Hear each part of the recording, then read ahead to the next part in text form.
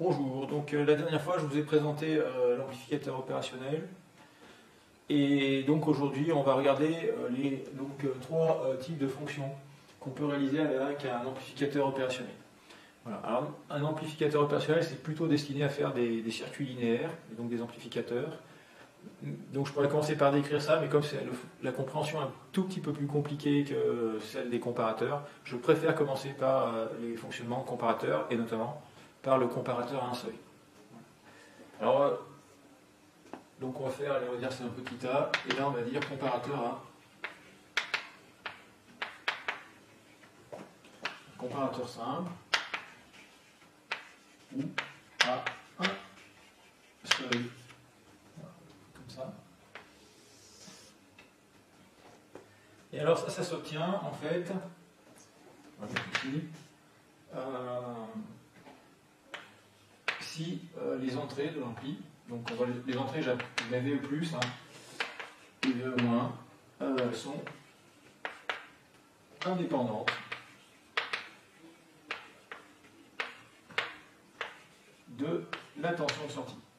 Voilà. C'est ça qui caractérise le fonctionnement en comparateur simple. Alors du point de vue schéma, ça donne quoi un comparateur simple? En fait, on a un amplificateur opérationnel comme ça. On va avoir les deux tensions d'entrée, VE+, et VE-.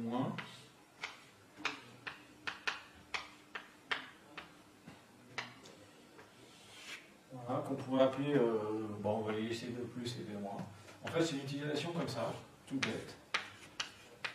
Voilà, avec l'ampli alimenté, on va rester sur du plus 12 volts et du moins 12 volts. Voilà. Et donc, dans le comparateur idéalisé, eh bien, on va supposer que les vitesses de réaction de l'ampli-up sont instantanées ou négligeables, c'est-à-dire que la constante K qui régit le fonctionnement de l'ampli-up est très élevée, voire infinie. Et dans ce cas-là, en fait, eh bien, on avait vu que précédemment que si VE+ est plus grand que VE-, ça entraînait epsilon supérieur à 0, donc epsilon, je vous rappelle, c'est la tension entre les deux entrées, comme ça. Et qu'on avait VS qui était croissant, mais qui allait croître très très vite, assez rapidement, puisque à peine on met 1 volt ou même moins d'1 volt, que ça monte à des millions de volts par seconde sur la tension VS. Et donc en fait, si on attend, on l'a vu la dernière fois, moins d'une microseconde, eh bien voilà, on va considérer que de manière quasi instantanée, on a un VS qui est égal à V7+, c'est-à-dire sensiblement égal à 12 volts. Et puis, dans le cas contraire, si VE+ est inférieur à VE-, donc ça nous fera un epsilon négatif, et dans ce cas-là, VS va passer très rapidement sur la tension de saturation négative, c'est-à-dire à peu près moins 12 volts. Et en fait, dans ce fonctionnement en comparateur, la tension de sortie sera soit plus 12, soit moins 12, et les transitoires entre les deux seront extrêmement faibles. Voilà. Et VS égale, VE+ égale VE-, si VE+ et VE- sont des signaux indépendants, il n'y a aucune chance que ça se produise. Ça n'arrive pas. C'est des probabilités nulles. Alors pour mettre un peu plus, illustrer ça un petit peu mieux, on va prendre un cas très simple où VE- est une tension constante égale à 6 volts, par exemple. Donc là, pour faire une tension constante égale à 6 volts, ce que je peux faire, c'est soit dire, je mets un générateur ici de tension égale à 6 volts. C'est une façon de faire. Voilà. On peut faire ça même pour beaucoup moins cher, parce qu'il faut trouver le générateur en question. En fait, on peut utiliser la tension d'alimentation comme ça. Et typiquement, mettre un pont diviseur avec deux résistances. Donc on se prend sur le plus 12, là, par exemple. Et puis ici, je mets... je vais monter un petit peu. On va monter ici. Et camé comme ça. Et ici, je mets deuxième résistance. Si les deux résistances sont de même valeur, et que ici, je relie au plus 12 volts, et bien ici, on aura une tension de moitié, c'est-à-dire 6 volts. Donc ça, je rappelle sur le pont diviseur en électricité. Voilà. Donc le plus 12 volts, ça veut dire qu'en fait, ça se relie au même endroit. Il n'y a pas de souci. Donc ça veut dire qu'on a 6 volts ici. Les valeurs de résistance, en fait, on peut prendre un peu ce qu'on veut. Il faut en fait juste, pour que ça marche bien, que le courant qui traverse ici, alors il faut qu'il ne soit pas trop grand, parce que ça fait de la consommation et de la puissance pour rien dans la résistance, donc on peut prendre un petit courant. Et on peut le prendre pas trop petit, on va dire, parce qu'il faut quand même que ce courant soit très grand, enfin, par rapport à celui qui va sur l'entrée de l'ampli-up, comme ça. Autrement dit, il faut que celui-là soit négligeable. Voilà, mais vous vous souvenez, en fait, quand l'ampli-up est un peu idéalisé, ou quand c'est un TL080, le courant d'entrée vaut 0, donc là, en fait, on peut mettre n'importe quelle résistance de forte valeur. Par exemple, on peut mettre une résistance de 100 kg, donc il n'y a pas de problème. Ça fait des fortes valeurs et des courants tout petits. Voilà. Et puis sur l'entrée ici, VE, eh bien, mettons que je mette un générateur sinusoïdal, voilà, qui produit une tension, je ne sais pas, qui fait 10 volts crête, hein, du genre 10 sinus T, comme ça, 10 sinus T de tension ici. Et là, on peut se poser la question, on va faire un petit graphe, on va faire le graphe de ça aussi, oui, ça c'est une constante, et on va faire le graphe de la tension en sortie. Voilà. Alors, pour faire le graphe, je vais effacer ça, mais bon, de toute façon, on va appliquer ce qui est marqué ici. Voilà, donc je fais un petit graphe, donc je me mets un axe des temps, comme ça. Je me mets le VS, par exemple. En gros, mais on peut mettre que le VS d'ailleurs, on va commencer par le VE+. Donc le VE+, je dis que c'est une sinusoïde qui fait plus ou moins 10 volts. Donc voilà, je dessine comme ça. Du coup, au cours du temps, les bosses doivent être égales à hauteur, ce que j'ai pas bien réussi à faire, voilà, comme ça. Donc là en haut, on a plus 10 volts. Ici, on va avoir moins 10 volts. Voilà, comme ça. Et puis, qu'est-ce que je veux mettre? Ici, on trouve plus 10 volts. Voilà, l'échelle des temps, là, si je mets sinus T, il faut 6,28 secondes pour faire une période complète. Mais bon, peu importe, dans un premier temps, peu importe l'échelle des temps. Donc ça, oui, il faut que j'indique, donc la courbe rouge, c'est donc VE+. Et puis VE-, c'est une constante égale à 6 volts. Donc une constante égale à 6 volts, qu'est-ce que ça fait? 6, c'est presque la moitié de 10, c'est un peu au-dessus. Allez, je le fais à ce niveau-là. Alors ça va donner ça. Donc ça, c'est VE- égale à 6 volts. Voilà, à partir de là, que va-t-on observer sur la sortie de l'ampli, c'est-à-dire sur VS? Allez, je vais faire ça en bleu. En bleu. Là, j'ai du bleu. Alors, c'est simple, on va appliquer ce que je viens d'effacer, mais c'est pas grave, on va dire qu'on l'a encore en tête. Eh bien, dès que VE+ est supérieur à VE-, c'est-à-dire à 6 volts, eh bien, on va avoir VS qui vaut 12 volts, c'est-à-dire V7+. Alors, c'est quand que VE+ est supérieur à VE-, c'est quand la courbe rouge est au-dessus de la courbe jaune. Donc c'est de là à là, par exemple. Et là, je vais avoir une tension de sortie qui est constante, égale à 12 volts. Comme ça. Et là, je commence à faire des traits qui vont vers le bas, parce que quand cette condition n'est pas remplie, quand c'est l'inverse, en fait, eh bien, au lieu d'avoir 12 volts en sortie, on aura V7- qui vaut à peu près moins 12 volts. Donc, là, c'est dans cette zone-là, puisque là, on avait plus inférieur à VE-. Donc là, j'ai fait un truc à peu près, voilà, moins 12. Alors, ça, on va faire le niveau moins 12. Donc ici, c'est sensiblement égal à 12 volts. Et puis ensuite, dès que VE+ tombe en dessous de 6 volts, ça va faire du moins 12. Et puis ensuite du plus 12. On retourne ici à plus 12. Et puis voilà, puis ça va recommuter ici, etc. Voilà. Alors évidemment, vous pourriez critiquer ce que je viens de faire, hein. C'est totalement critiquable. Parce que j'ai indiqué que la commutation du plus 12 au moins 12 ici se fait avec un trait vertical, c'est-à-dire instantanément. Donc vous savez que si on zoome sur l'échelle du temps, ça ne va pas être instantanément, ça va se faire à peu près en une microseconde. Voilà. Mais si on a des signaux d'entrée qui sont relativement basse fréquence, ce qui est le cas pour moi, par exemple, si l'échelle des temps sera en secondes, eh bien une microseconde, c'est quelque chose qu'on peut considérer comme instantané. Voilà. Et l'idée du comparateur idéal, c'est quelque chose qui basculerait instantanément du plus 12 au moins 12 volts. C'est idéal, en pratique, c'est impossible d'avoir des signaux qui vont infiniment rapidement comme ça. C'est pas possible, sinon on aurait des ordinateurs qui calculent à vitesse infinie, et tout le monde sait que c'est pas possible. Alors qu'est-ce que ça fait, ça, globalement, ce que j'ai dessiné là? Ça a tendance à transformer un signal sinusoïdal en une espèce de signal carré, par exemple. On peut le voir comme ça. Qu'est-ce que ça... Voilà. On pourrait se poser la question de savoir ce que ça ferait si on changeait le niveau de V au moins, si au lieu de mettre 6 volts par exemple, si j'avais mis 0. Ben, si j'avais mis 0, j'aurais obtenu tout de même un signal carré, d'accord. Mais la différence, eh bien, c'est qu'on n'aurait pas eu un écart de durée entre l'état haut, là, le plus 12 volts, et le moins 12 volts. Parce que vous voyez, dans ce circuit-là, le moins 12 volts dure plus longtemps que le plus 12.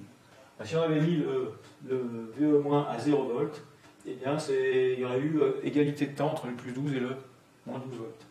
Voilà. Et si j'avais mis moins 6 volts, ça aurait été l'inverse. Ça aurait été le 12 volts qui était qui aurait duré plus longtemps que le moins 12. Voilà, voilà, ben ça c'est le comparateur à un seuil. C'est le fonctionnement le plus simple. Ce que je dirais là-dessus, c'est qu'un amplificateur opérationnel, c'est adapté pour faire du comparateur comme ça à un seuil, tant qu'on n'a pas besoin de basculer trop vite d'un seuil à l'autre. Hein.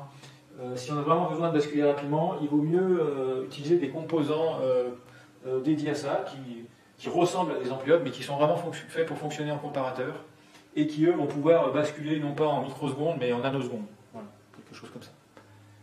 Donc si on a besoin d'aller vite, ça ne sera pas droit d'utiliser un amplificateur opérationnel pour le faire fonctionner en comparateur simple.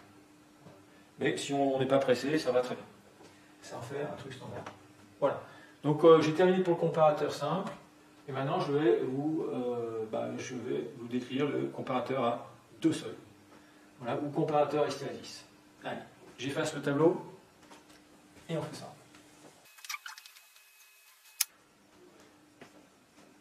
Petit comparateur à hystérésis. Voilà. On peut dire comparateur à deux seuils.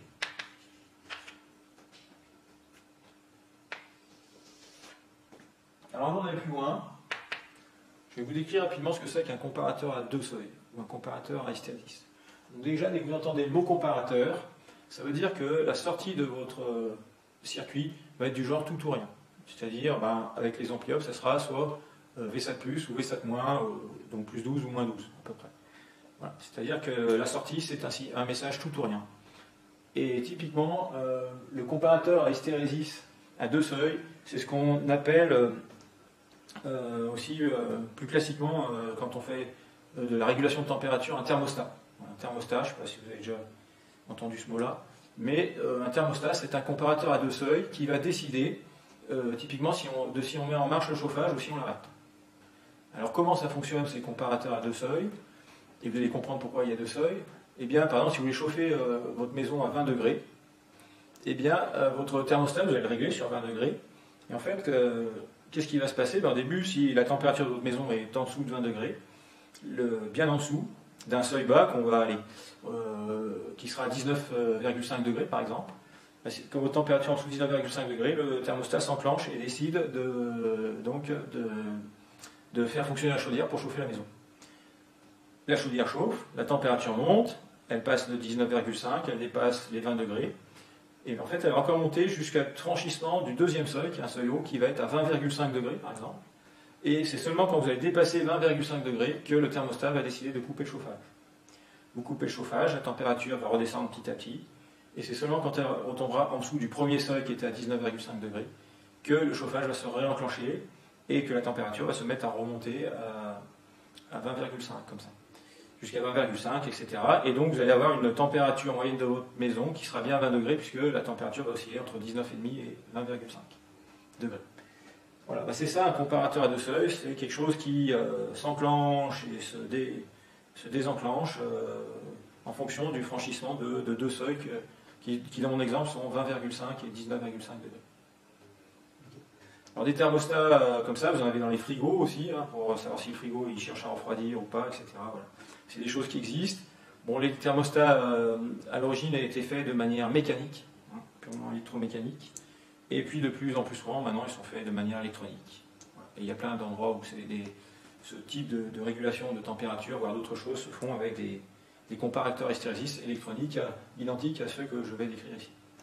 Alors quand on a affaire à un amplificateur opérationnel, pour obtenir un comparateur à deux seuils, il faut renvoyer une partie de VS sur l'entrée plus de l'amplificateur opérationnel. Donc ça va se produire si renvoi alors d'une partie de VS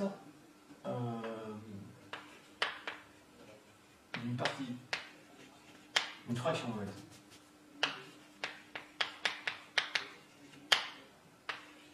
De VS sur VE+. Voilà. Donc c'est un peu, c'est un peu bizarre. On a un amplificateur, en fait, on prend la sortie et on va réinjecter une partie de cette sortie sur l'entrée. Alors le fameux renvoi de VS sur une des entrées, on appelle ça une rétroaction. Voilà. Renvoi, personne n'utilise ce mot-là, on écrit une rétroaction. C'est comme ça qu'on parlera plus tard. Alors il nous faut donc réaliser un circuit maintenant qui va donc renvoyer une partie de VS sur VE+. Alors point de vue schéma, qu'est-ce que ça va donner ce truc-là? Eh bien, on fait déjà l'ampli-op, hein, je dessine. Voilà.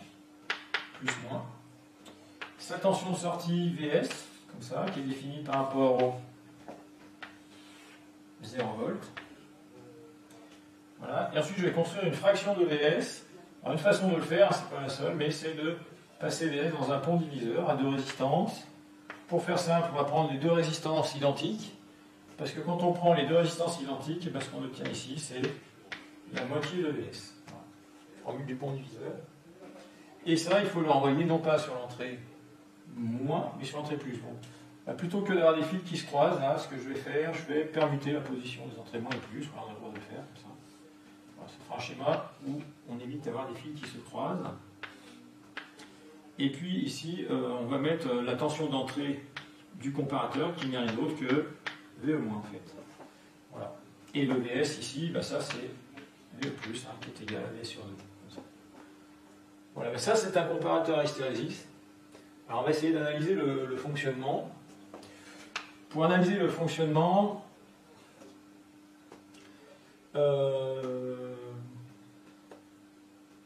allez, on va faire directement avec un graphe, en supposant que cette tension d'entrée est sinusoïdale.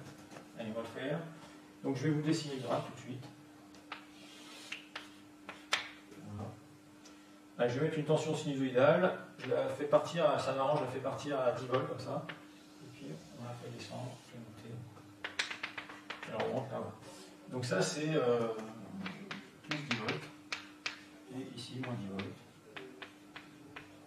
Et tout ceci, eh bien, c'est la tension d'entrée, c'est-à-dire VE-.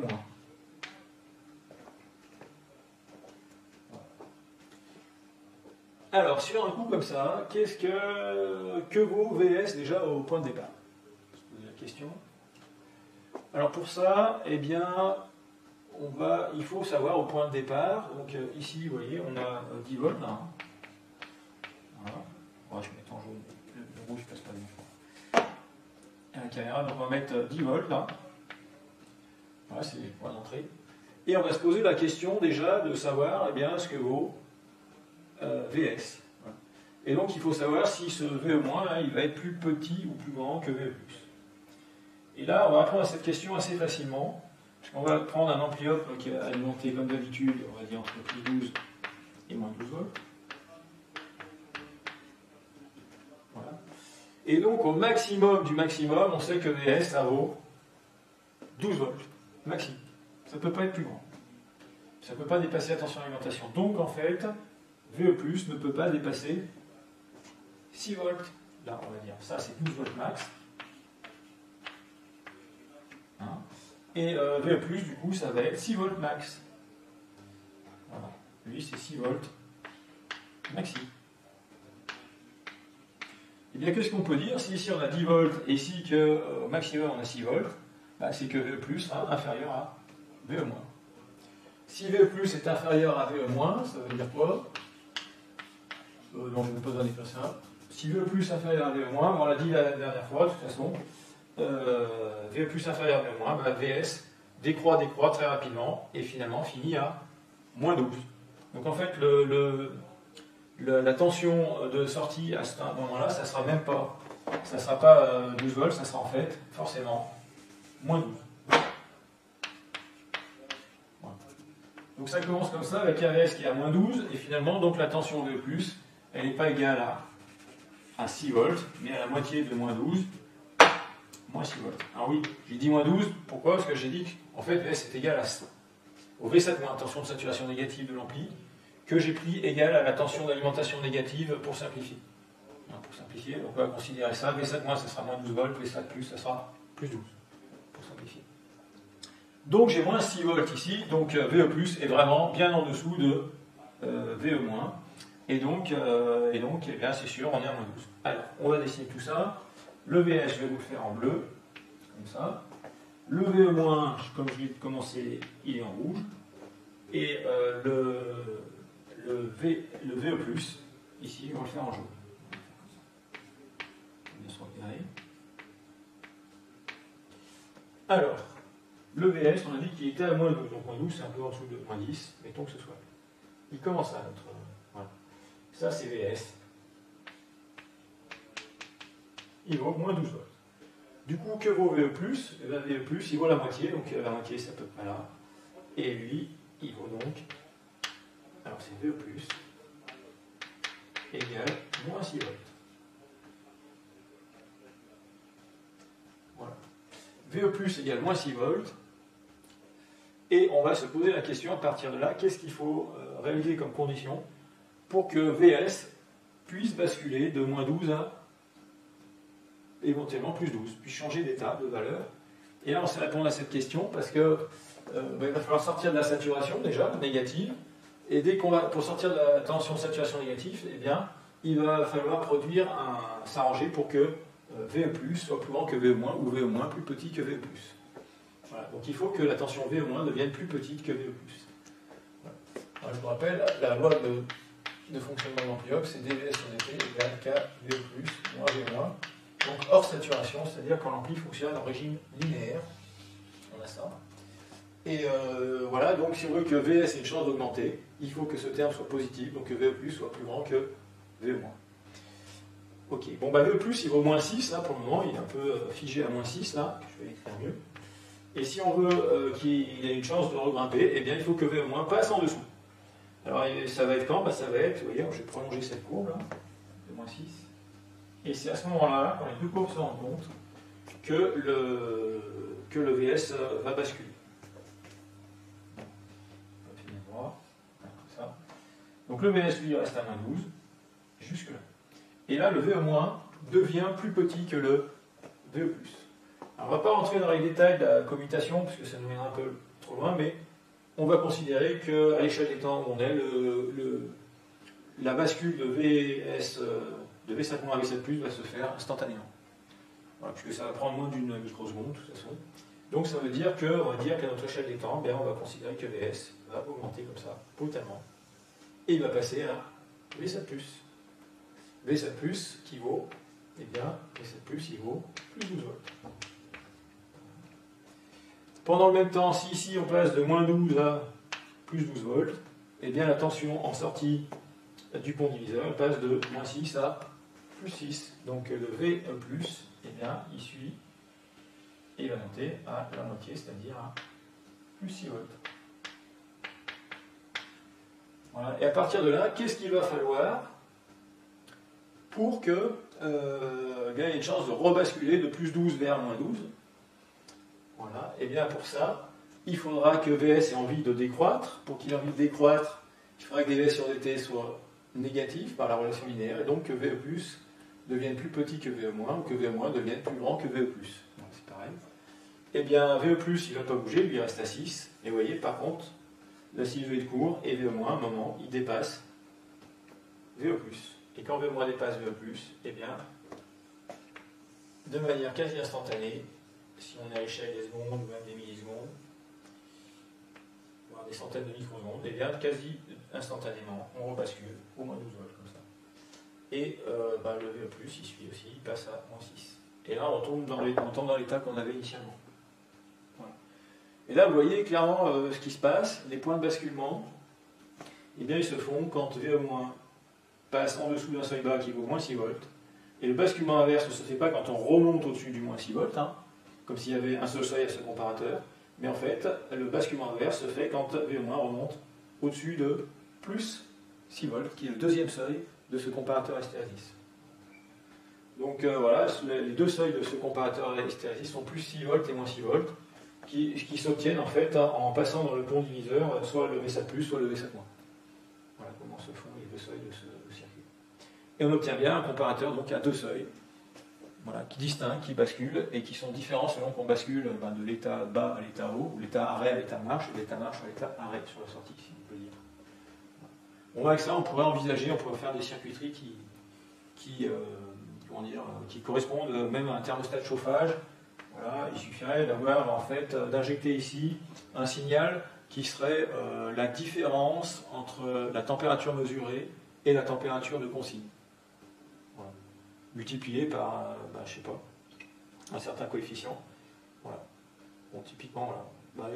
Si c'était juste la différence et que ça soit 1 volt par degré Celsius, il faudrait, qu'on veut chauffer à 20 degrés, le seuil haut sera à 26 degrés et le seuil bas à 20 moins 6, ça fait 14 degrés. Voilà.